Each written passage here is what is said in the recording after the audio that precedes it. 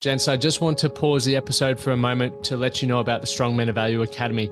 You will have heard me refer to it a number of times, and I want to bring more attention to it. So this isn't just a program, it's a life-changing environment and community of men who are focused on personal and professional growth. We're looking at areas of relationships, wealth, and health, things to help you thrive and maximize your life.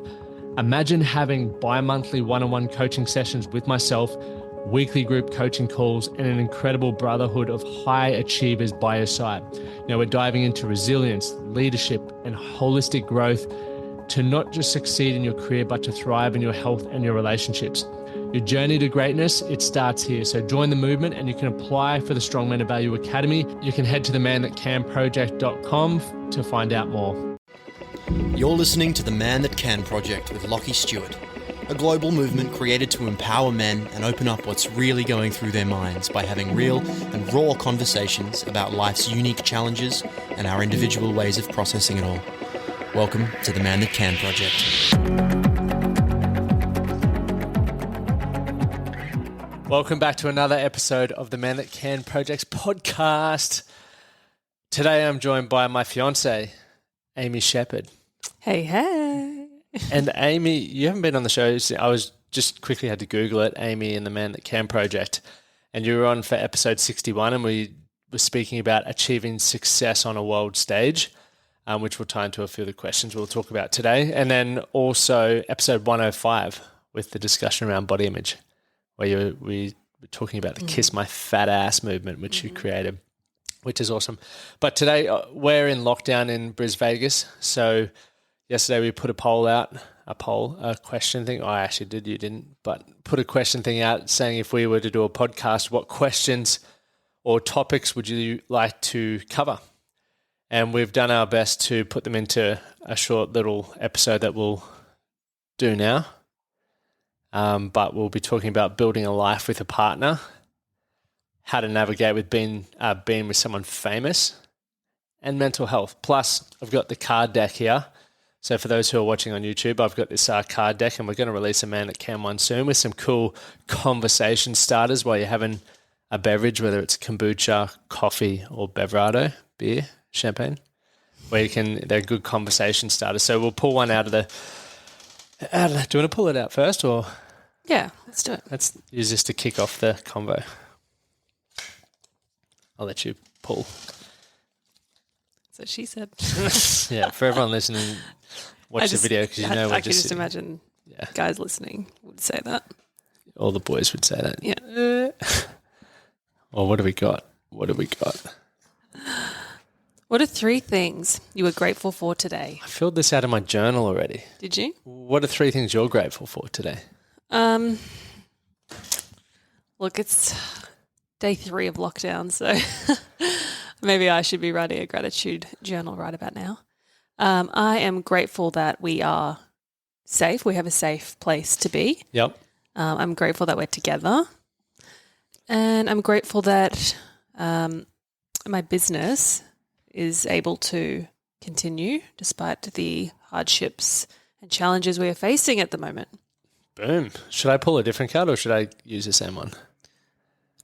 Pull a different one. That's what she said. No. That's more of an affirmation, that one. Also an affirmation. All right, come on, this is going to be the one.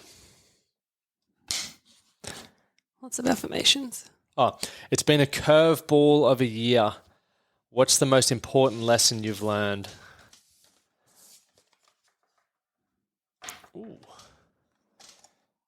I think the most important lesson is that we can only control what we can control. And I think we've been reminded of how important what is often thought of as the simple things are. Like family, having a good time, the simple things, even just freedom to be able to go outside with, and grab a coffee or go to the gym, things like that. I think don't take the things that we do daily for granted. That was the most important lesson I've learned. Yeah, that's I feel like I'm heaps higher than you. I'm going to drop the chair down. But let's crack it. We have no idea we literally have not discussed it. Amy was just doing a few things and I was jotting down a few notes from the questions, but we're just going to wing it. So we'll see how we do. We'll get feedback from you guys. Building a life with a partner. What's your thoughts on that? Oh, well, we've managed to do it, I think, after nearly 8 years together. Can you believe it's been 8 years? I know it's gone so quickly, like really, really quickly. Yeah. In the blink of an eye. It's interesting. I think our relationships was different in that the first you spend a lot of time traveling.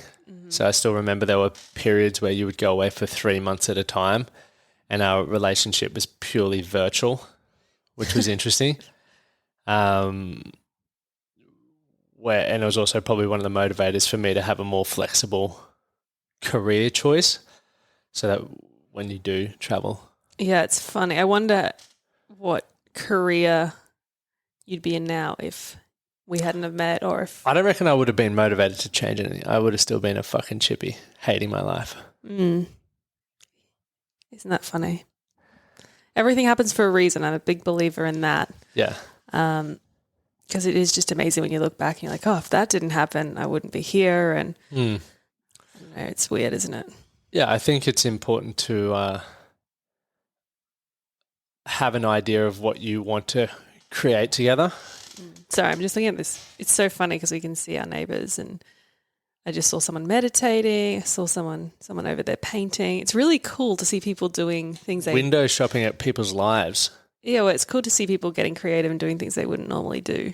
Yeah, like I've never seen a guy with an easel painting in Brisbane, but there he is. Where?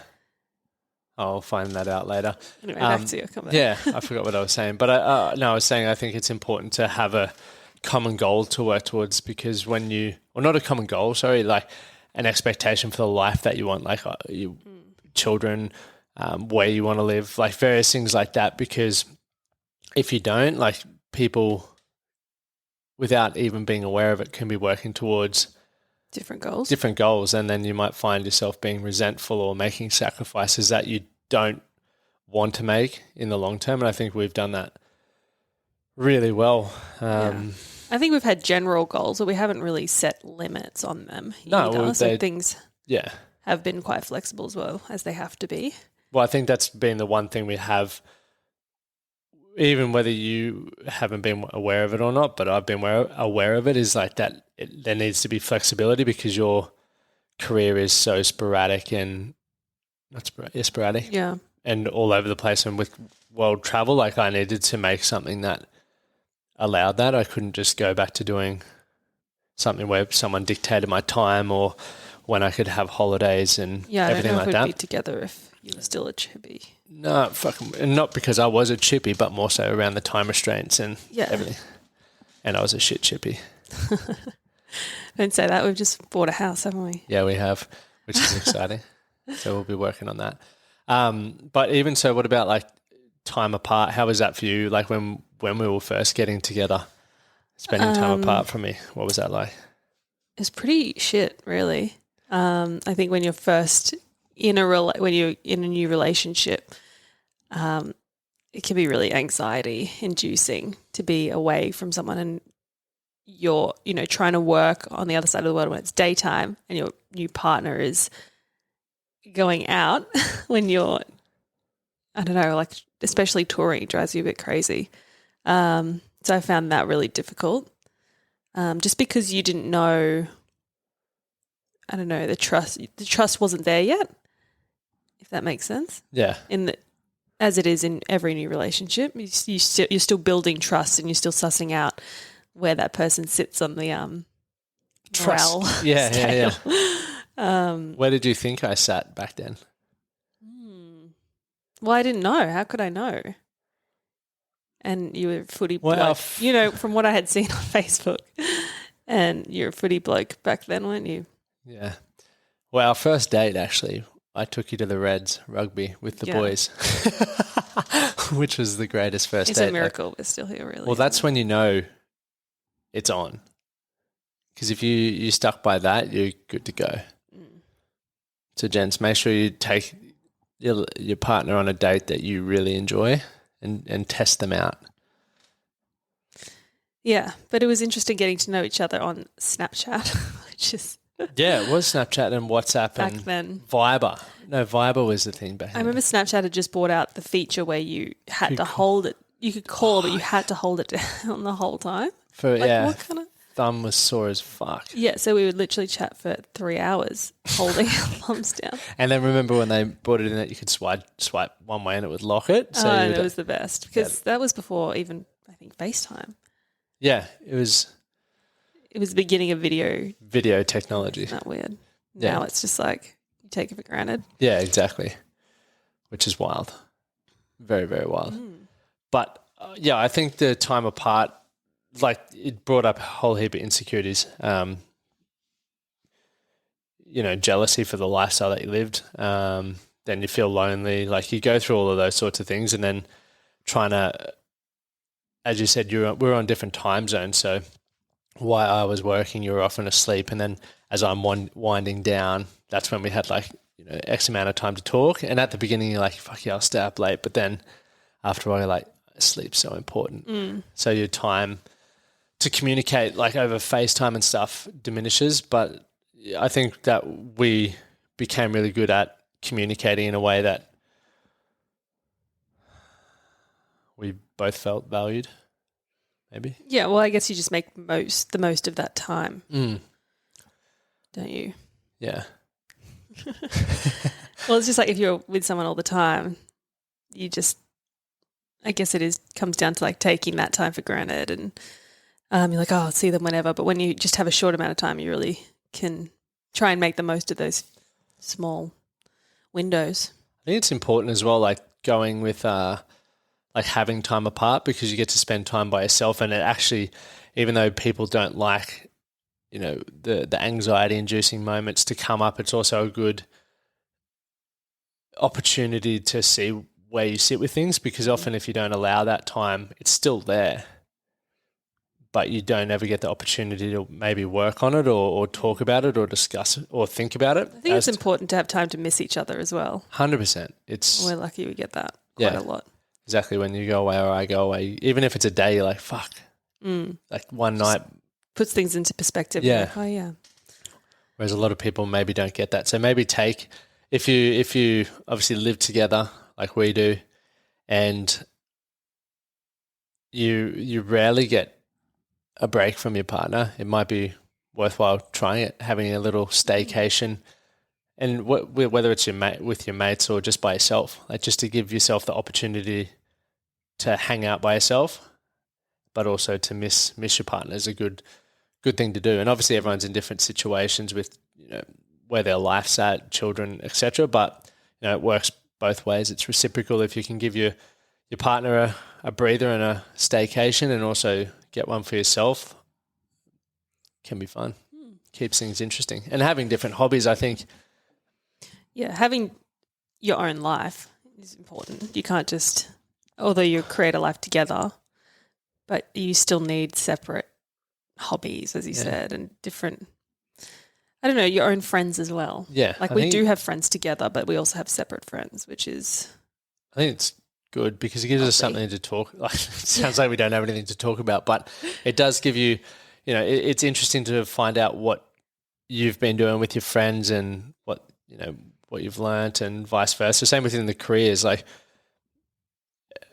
we have a lot of stuff we do together, but then also not knowing what's going on with the band or whatever, it's cool to find out what's happening there. Yeah. Find it interesting. And then I learn things that I can implement into my life or share with my mates, etc.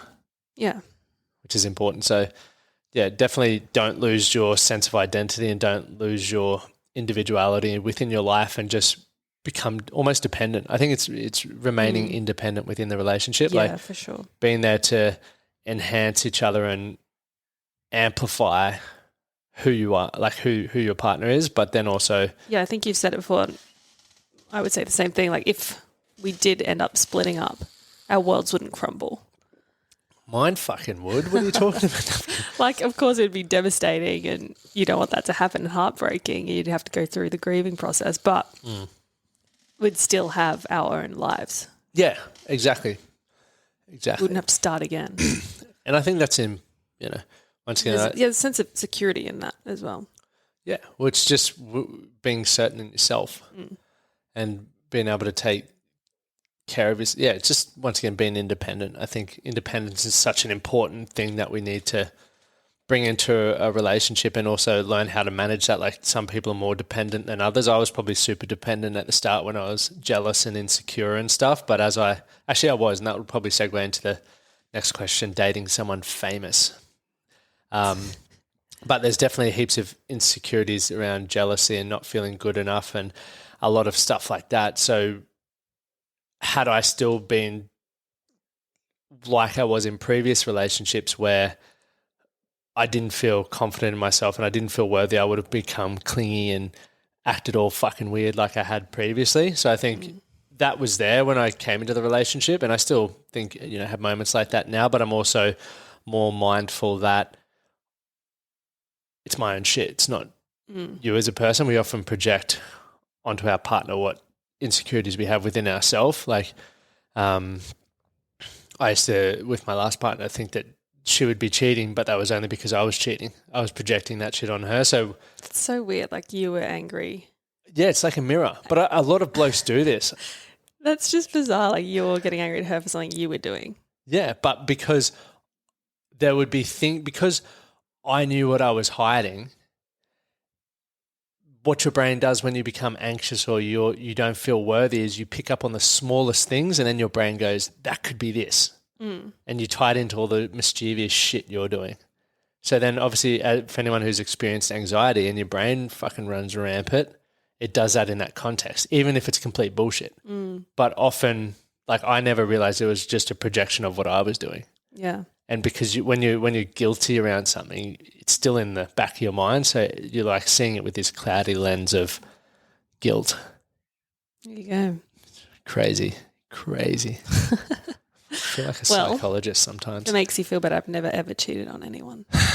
Well, and better. Never will. Well, see, I'm not even, and this brings it back to what we're talking about now. Like I think I'm so comfortable with myself and love myself, and it sounds weird saying that out loud, but like I'm so happy within myself that even if you did, like you said before, it would be devastating and like you'd go through that whole emotional roller coaster, but it wouldn't affect my self-worth or ruin my life. Yeah. It'd just be like what a cunt move, but but if you felt the need to do that, then obviously there was something missing within the relationship that you felt you could get elsewhere. But I think we communicate that well, and we, you do so much for me, and I hope it feels reciprocal where we, try to go above and beyond to make sure we're both feeling valued and satisfied and everything like that. Yeah. So far, so good. So far, so good. Obviously, we have our ups and downs like everyone else, but we never have screaming matches. No. That's one thing that's interesting. Actually, I was reading a post the other day, and a relationship, like those relationships where they're just fucking going at each other. Like, we don't really go at each other either. We don't really like about it, and I'm like, really bicker that much. No. Like, sometimes I think I used to be like burr up, but I think now sometimes I'll just shut down and go reserved. Do you notice that or no? Yeah, of course I do. I'd rather that than yelling. Yeah. But as long as you talk about it after when you're ready. Yeah. Because what's the point in just shutting down, pretending it never happened? Exactly. But I don't believe that relationships need to have screaming matches. Like there's people who try to just say, we get passionate and all of this, and I'm like, no, you're just fucking very terrible at managing your emotions. And would you really fucking scream at someone you love? I wouldn't. No. It doesn't make sense to me. I've done it, but I always used to just think, oh, that's what other relationships do. I don't think that's healthy in a relationship. I could be wrong. Yeah, it's weird because I don't think I've ever had screaming matches with, or maybe one or two, but in the past. You're just That's chilled. not really my nature. Yeah, you're super chilled. Yeah, I'd rather just talk it. I would hate to piss you off though. Oh, yeah. Probably chop my dick off. Calculated now. Yeah. I'd just rather talk it out and be upfront and honest. Yeah. What's the point? Like, yelling isn't going to achieve anything. You can say what you need to say without getting aggressive. Yeah, and if one of us were to be yelling, we wouldn't be listening. I would just be like, shut the fuck up. Sounds ridiculous. But that, once again, that goes back to the importance of communication, and for us as independent human beings, being able to understand our emotions, what pisses us off, what doesn't. I think we do a really good job of not trying to piss each other, unless I'm intentionally trying to piss you off just for a laugh, which sounds weird, but I do Quite it. frequent. Yeah. Just have a sip of water. Yeah, Don't mind this drink bottle. It's really noisy. But I do try to do that from time to time just for my own amusement. But I think we're both pretty good at reading where we're at, because I do love my own personal space as well. Yeah, so do I. Yeah. So, yeah. To wrap that one up in a bow, building a life with a partner, have common things that you're working towards, and obviously focus on building a life together, but also maintain your independence with your own life and your goals and aspirations and friends. Anything else you'd add to that? That's not to say you can't have couple friends. No, like, fuck we've got no. so many friends that we Just share. Yeah, 100%. But yeah, just stay independent. Yeah. Don't. Because it keeps the relationship growing. Yeah. You want to always be growing, and understand that, like, Amy's not the same person she was when I first met you. Your hair's still the same. Yeah. And I'm not the same bloke I was when you met me. That's right. I still remember when you Thank kicked God. me out of a taxi in Thailand. Yeah, well, you deserved it. Didn't you? I don't remember. I was so drunk. But I'm glad that hasn't happened since. I'm just amazed that you knew how to get back to the hostel or whatever, wherever we were staying. I don't remember how I got home. I just remember waking up the next day going, oh, God, now I have to face the family. What an idiot. Anyway, that's in the past. so next, or do you have anything else you want to add on the building a life with a partner, anything like that? Time apart together, goals, importance of communication, how to love. How to love? Yeah, What do you mean? I don't know. Interpret that as you want. Doesn't that just come naturally? It does. Well, there's a whole heap of actions. I think love as well is like, Like learning the love languages? yeah, learning the love languages. Amy's, yeah, is acts of kindness. Gifts. Gifts. I often wondered why Amy always used to do nice things for me and buy me nice treats, and I was like, So acts of kindness and gifts. yeah. And for me, it's physical touch. And I think a lot of blokes say this, it's physical touch, mate. I like physical touch, but I also like words of affirmation. Like, I like being told.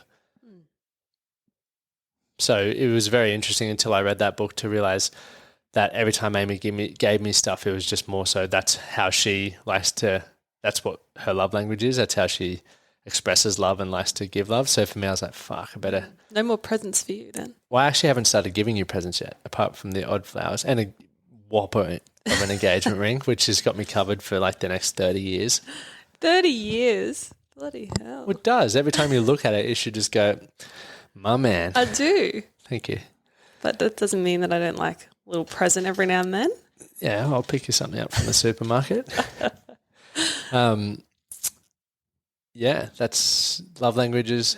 Yeah, I think it's just once again, setting boundaries, expectations, and sometimes you just fall into the expectations around what happens around the house or, various other things. I think we do well at it. Yeah. I like it how you don't expect me just to be a wife and like cooking, cleaning and all that. Yeah. I think we're in a different generation.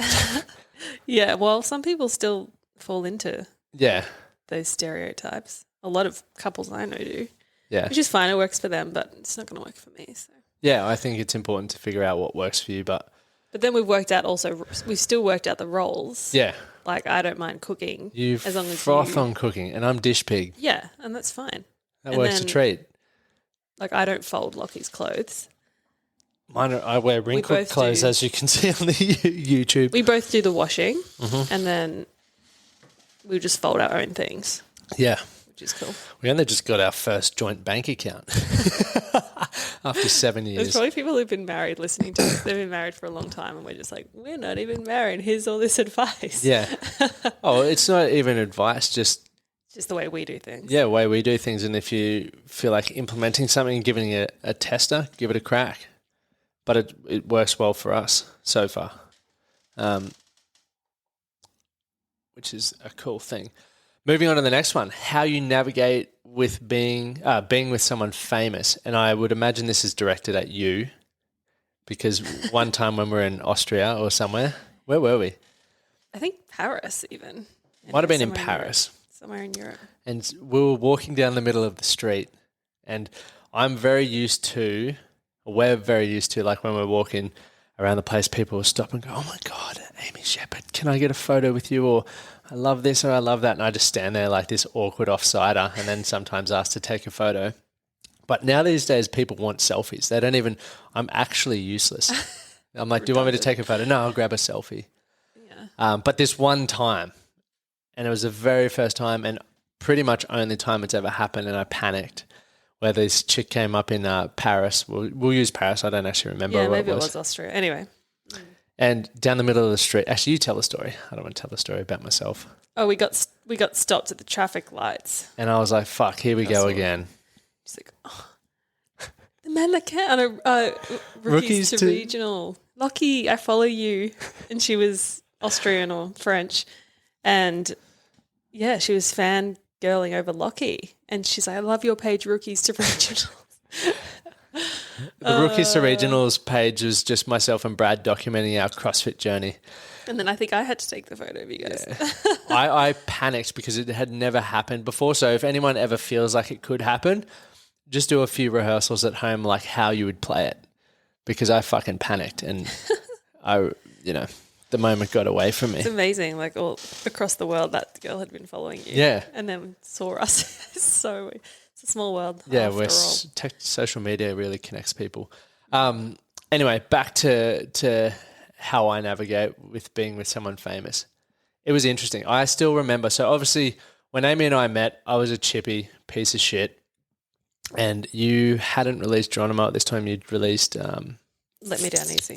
Let Me Down Easy. Which did Yeah, it did in well. Australia. But I'd never heard of... Well, we weren't famous. Yeah.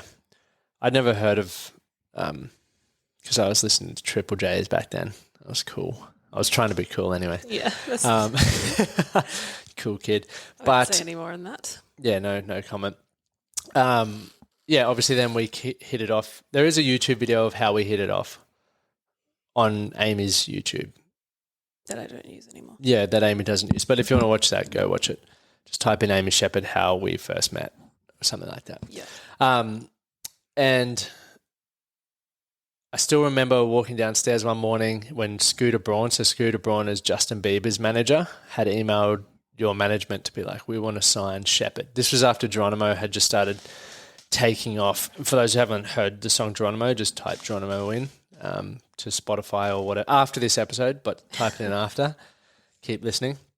And it was like, we want to sign. And I just, in my head, I was like, fuck, I'm gone here. Because I just, Really? yeah, 100%. I just remember thinking, what have I got to offer? And once Amy gets to LA and meets all these famous people, I'm done. And it's so funny because I was excited to have met someone before it all took off. Because how do you meet someone when you're well known? It's like, I'm so grateful to have met you before Tinder. Like, can you imagine me being on Tinder? Like, no. You wouldn't be able to trust anyone and like... Yeah, you don't know I what wouldn't people's be on motives... Tinder. Or you got to question what people's motives, especially in this day and age with so many people wanting to be famous or just to be famous. Like, there's... That's gross. Yeah, people are just obsessed with fame and notoriety. Like, it's crazy. So... People don't really know what it's like. Yeah, well, it's... I'm always like, I hope these people get what they want because then they can... You lose... It's like a deal with the devil, really. Yeah, you lose, as George said, you lose the ability to make first impressions. People assume they know you, that they have no idea. Or it's just like even being in a room where you're not, I don't know, like not an event, but just being in a normal room and then someone's just like trying to get you in the back of their selfie video, like things like that is really I really fucking hate it actually when people use me to get to you as well. Like the amount of times that happens, you're just like, as soon as someone brings it up, I just don't respond. Like at all. I've got zero tolerance for it now where I'm trying to make the connection for someone to leapfrog me to get to you. And it does my head in. So I've just chosen to not respond. Especially this day and age when my email is literally on my Instagram page. Yeah. Like people just, once again, it's that thing. But I guess for me navigating, there was heaps of things. Like even it was really hard because I'd always wanted to, like with footy, like was to be successful and to be significant, and then end up with someone who is more successful and more significant in regards to on a global level. I think to people in regards to fame and stuff, that was hard to swallow because I think for a lot of us blokes, we want to be the provider. We want to be the main breadwinner. Which is an interesting thing I think I've adapted to it well, but it just comes down to ego and being like, I'm swinging a big dick, and I used to want to be the big dick swinger, but now I've got the big dick. Now you've got the big dick. So that's always interesting, but I think as well, like as with everything we've spoken about now, it's like just understand, like talking about the roles and the boundaries and the expectations, and obviously I haven't just wanted to ride your coattail of success. I've been probably the complete opposite, where I want to make my own. Yeah, I think that's been something. Yeah, that's really until this episode. I want this episode to blow the podcast up. Admirable about what you've done. Like you've never had to ride my coattails or ask for any connections. Like you've done it all yourself, and maybe me being quote unquote famous on some capacity. I wouldn't say that I'm like very famous. But anyway, has probably pushed you to work harder at your own career, what you really wanted to do with your life. Yeah, definitely makes me work hard because I don't want to be mediocre. And it's still, once again, going back to the lifestyle. Like if I don't work well, if I don't achieve what I do with the Man That Can project, then the risk of working a normal job, which I don't want to do. Not saying it's bad, it just doesn't fit into what I want.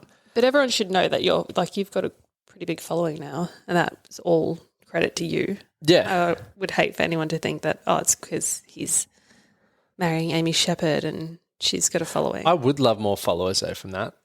Come fucking jump on the bandwagon. As long everyone's welcome. But I'm just saying, like, I had nothing to do with your success. It's completely different audiences. But it's also shown me what's possible when you do put out a genuine message and an authentic message. And just even the world's changed so much in the fact that you can make a living through social media, or you've done it through music, but we don't have to just work the traditional business. And I think I've always said it to you, is like, I want to make my own money. And even to the point, like when we have children, I've always wanted to be in a position where if we decide, like when we decide to do that, I can just go, cool, I'm staying home with the kids. Because I always hear how people put them in daycare and dads miss out on growing up. And that's just something that I don't want to accept for our life. So it's like, whereas some people do, which is once again. Or some people just don't have a choice, do they? I think everyone has a choice. It's just how, once again, like the older you get or the more responsibility you have in regards to work or mortgages, etc., makes it harder. Or there's more things to consider when you make that choice. But if you're both lawyers and that's your passion, you have to both go to work. You don't have a choice but to put your kid in daycare, do you? Yeah, but it is a choice. So you choose the time with your family. Everything comes down to choices, I believe. We're going to butt heads now. No, but I think it's you do have the choice at the end of the day. Obviously.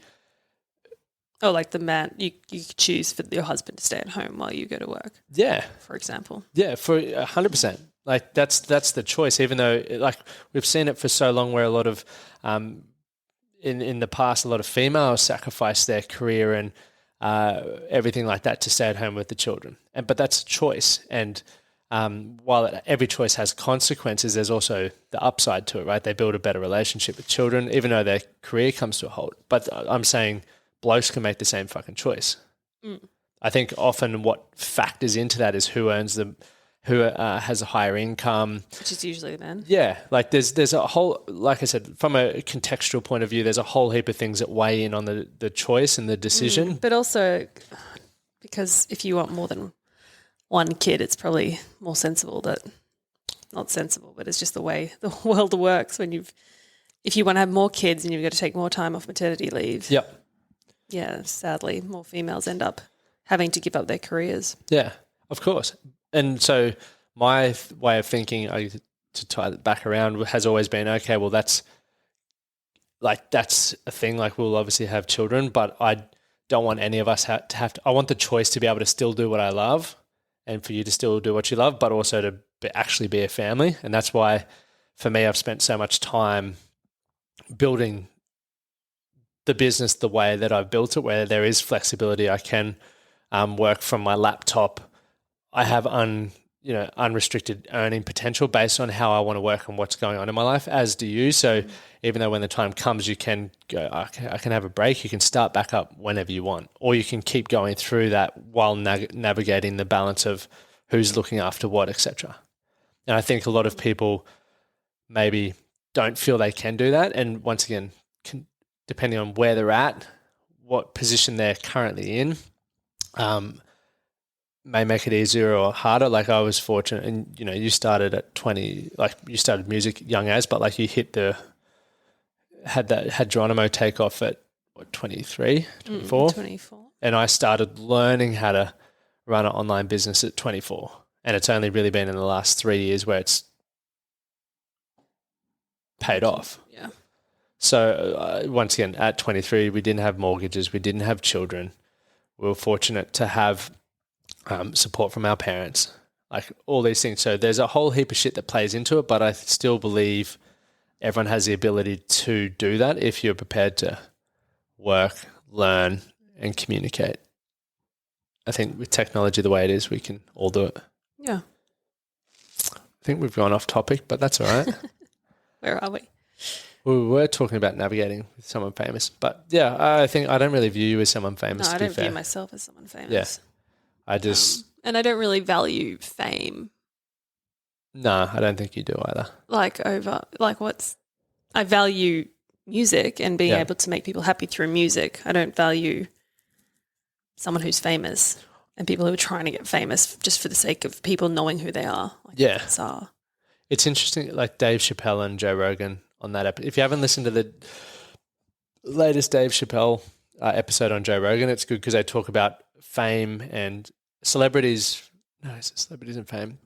Anyway, Joe Rogan's obviously hugely well known, but never goes to red carpet events, doesn't give a shit about any of that sort of stuff because he enjoys doing what he does to the point that it's made him extremely well known, but he doesn't feel the need to have to be a flashy bloke just to get more media attention. Yeah.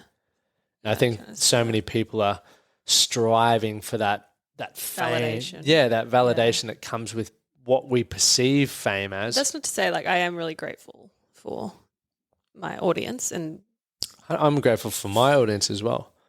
For yeah. But I wouldn't say that I don't want to just be famous for being famous. Yeah. Yeah. Through value, delivering value. Exactly. But you don't, I don't know. Yeah, I don't feel famous. You know what I mean? I'll literally walk down the street looking like this. And it's if Daily Mail want to do an article on it, then they can. But fucking Daily Mail. I'm just me. Yeah. But that's it.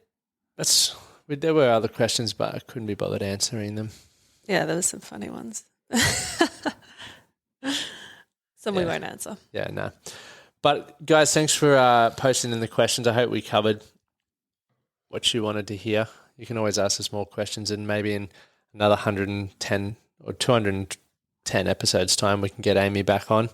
But our key points, obviously, to build a life together, have common goals, remain independent, spend like quality time together. Like it's good to learn, have that time to miss each other. So you can obviously learn more about yourself, but then appreciate the time that you do have together. If you are, I think I wouldn't say navigate being with someone famous, but being in a relationship where you're not the sole breadwinner. Like from a bloke's perspective, drop the fucking ego. Like that's all. I think as long as you're working together for a common goal, it doesn't really matter where the money comes from. Exactly. As long as you're able to spend time and do the things you want to do, perfect.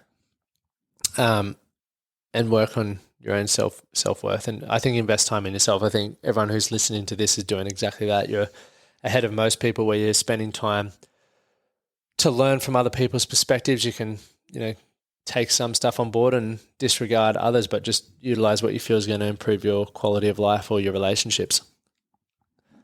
Sweet. Cool. Easy. Done. Thank you guys for tuning in. Remember, if you're tuning in for the first time, hit follow, hit subscribe, share it with your buddies, and we'll probably have a few more ladies listening into this episode. So, ladies, thanks for tuning in. Share these episodes with your husbands, friends, dads, brothers, sons, girlfriends, wives, everyone. Just share it nonstop. Thanks for tuning in. Thank you for listening to the Man That Can Project podcast. My name is Lachlan Stuart, and I hope you enjoyed this episode and found it helpful. If you did, please take a moment to rate and review the Man That Can Project on your favorite podcast platform. And don't forget to subscribe to stay up to date with our newest episodes. We'll see you again next time.